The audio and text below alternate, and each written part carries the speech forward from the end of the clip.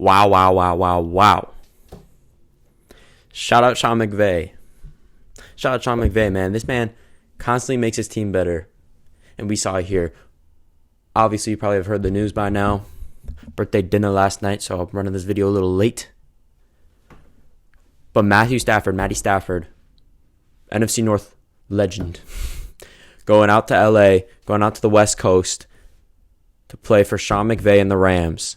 The Rams get their guy because, let's be honest, Jared Goff, they thought Jared Goff would be a Matthew Stafford. Obviously was not. They upgrade. They put themselves in a position where they're for real Super Bowl contenders once again.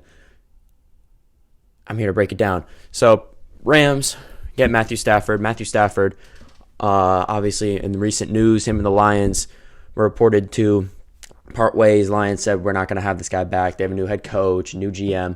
They have a whole new regime, and I think they just wanted to start fresh. Matthew Stafford's been there for however many years now, his whole career, and he's been great for them. They couldn't have really asked for a better quarterback. It's just a matter of putting the rest of the pieces around him, which they obviously failed to do. And so now they're going to start new with either Jared Goff or someone in the draft. I guess we'll find out. But the Lions now are in a weird position. But first, let's start with the Rams. The Rams trade more first-round picks. These guys have not had a first-round pick since Jared Goff, which was 2016 when he was the number one overall pick.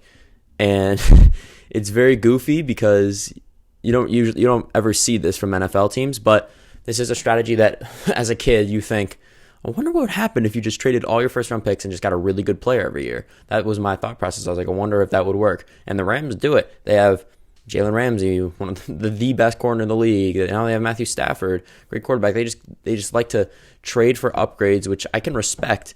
You're constantly striving for a win now, which is, as a fan base, that's what you love to see. Granted, they may not have the biggest fan base in the world. LA's not a football town. They're a USC town, if anything. They're a vegan town. And so the Rams keep putting themselves in positions to win. You got to respect it. And Sean McVay continues to be aggressive. They bad respect to the Rams because looking at their squad now, really what was holding them back last year was the quarterback, because you look around, you say, okay, their defense is exquisite. Their defense is the best in the league with Jalen Ramsey and Aaron Donald, obviously. You have Leonard Floyd broke out this year. You have a number of different guys who are great this year. And then you look at the offensive side of the ball, you have great weapons. Bob Woods is a fantastic guy. He can run the ball. He can catch the ball. He's speedy. He's a reliable catcher. You have Cooper Kupp, obviously, who's been reliable. He's been Goff's guy for his whole career, really. And Cooper Kupp's been another fantastic receiver. Josh Reynolds is another great receiver they have. And they have at running back, let's look at the running backs. They have Cam Akers, who towards the end of the season looked like a for real top-tier back, for real number one back. So they have him. He was electric in the playoffs against the Packers, my Packers. In the final, however many games this season. Darrell Henderson, who kind of had a horrible end of the year, but he had a stretch there where he was looking really good as well. And then Malcolm Brown is all reliable. He's been there for however many years, and he's kind of just been that reliable backup option. So what was really holding the Rams back was not a healthy O-line and Jared Goff, which is kind of ironic because Sean McVay, his guy was Jared Goff. They came into the league together, and the whole plan was like, oh, this is going to be our guy. This is our number one pick.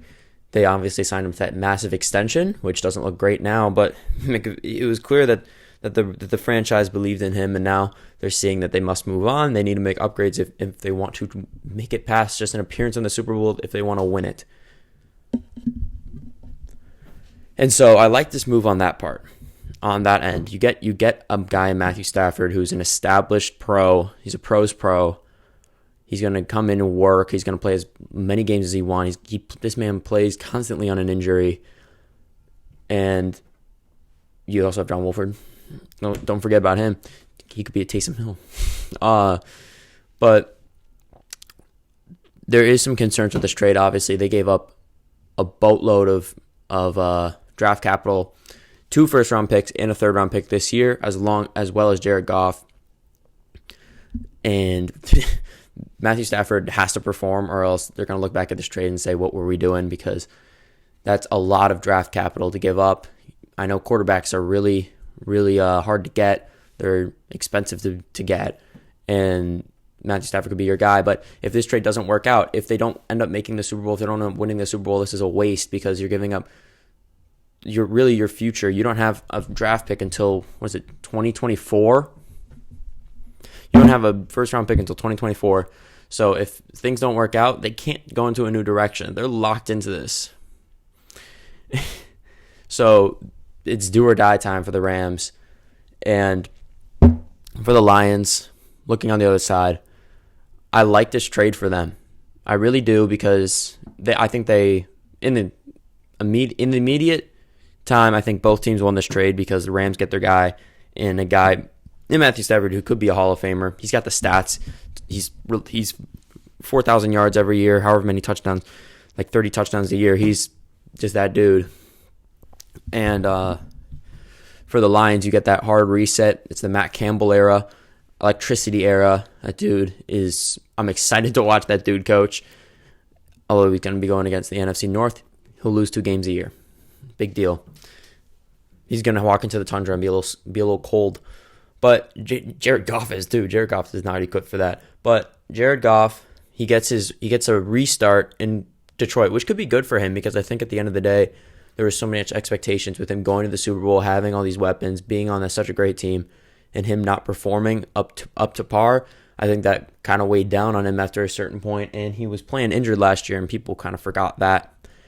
And so I think this is a great chance for him to redeem himself, to build himself a career in Detroit possibly, or see if he can work his way to be respectable and then hop on another team if the Lions don't see that he fits their timeline.